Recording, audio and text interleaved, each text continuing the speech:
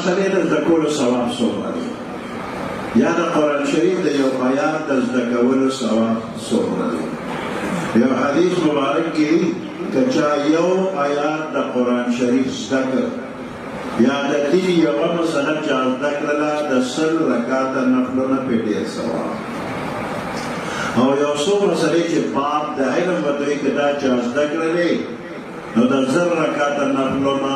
ډېر ثواب دی خو 100 رکعاته او 100 رکعاته زه نشم کولی دا الله نیکان بزرګان بندیان شته د دې نه ډېر کولی شي خو موږ ځان یادو کمزوري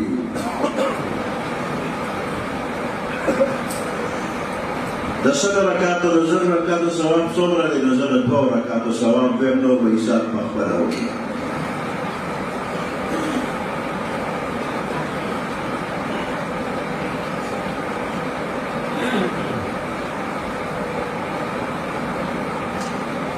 عیسی علیه السلام د یو دریاب په غاړه روان و نو د هغې دریاب په منځ کې د شګو یو ډېرکی کوچکی و د هغې نه پس یو نو د ده پاک کړه تک سپین داسې زړه راښکونکی دلکش عیسی علیه السلام ورته ډېر ډېر کتل جبرائیل علیه السلام راغی وی دې کاڼي ته ډېر ډېر ګورې وی هغه د الله په قدرت جوړ دی ډېر ښایسته دی ګورم ورته عجیبه دی جبرائیل علیه السلام دې کاڼي ته لږ رانږدې شه نور عجایبات به وویني جبرائیل علیه السلام او عیسی علیه السلام دواړه چې کاڼي ته نږدې شي کاڼي کې یو دروازه کولو شوه عیسی علیه السلام دننه ورغی دننه یو بزرګ په مانځه ولاړ دی او ډېر ښایسته طریقې سره لمونځ کوي چې مانځه نه فارغ شو نو عیسی علیه السلام ورسره خبرې کوي د خدای نیکه بنده څومره وخت کېږي دلته عبادت کې لګیا یې هغه ته یې 1500 کاله وشو په دې نور هم حیران شو جبرائیل علیه السلام ته بهر روزه بهر ووت او سړي پسې دروازه بند شو دننه جبرائیل علیه السلام ته څنګه څه حیران شو وایي ډېر زیات چې دا انسان د تمامو خلکو د نظر نه پټ په تنهایۍ کې په اخلاص باندې پیریا عبادت کوي 1500 کاله چې ده له به څومره اجر او ثواب ورکوي خو دې ته حیران یم جبرائیل علیه السلام وایي زه درته بله خبره کوم نو نور به حیران شي وایي څه وایي ستا نه وروسته به محمد رسول الله صلی الله علیه وسلم تشریف راوړي او د هغه یو امتي به 2 رکعاته وکړي نو د دې بزرګ د 500 کالو د عبادت نه به ډېر ثواب الله ورکړي نو ستا په دې 2 رکعاته کې را دومره کمال د ښکلي پیغمبر صلی الله علیه وسلم د برکته دی او اوس یې لږ په نقدو پیسو کې حساب کوو چې د 2 رکعاتو کې ستا به د څو روپیو ثواب وشي ابو داود شریف کې د جهاد په باره کې حدیث مبارک راغلی دی د مدینې منورې نه شمال طرف ته خیبر یو علاقه وه ډېره ښکلې علاقه وه خو یهودیان پکې اوسېدل ډېر غداران وو الله حکم وکړی دې خلکو سره جهاد وکړه پیغمبر علیه السلام او صحابه کرام ورغلل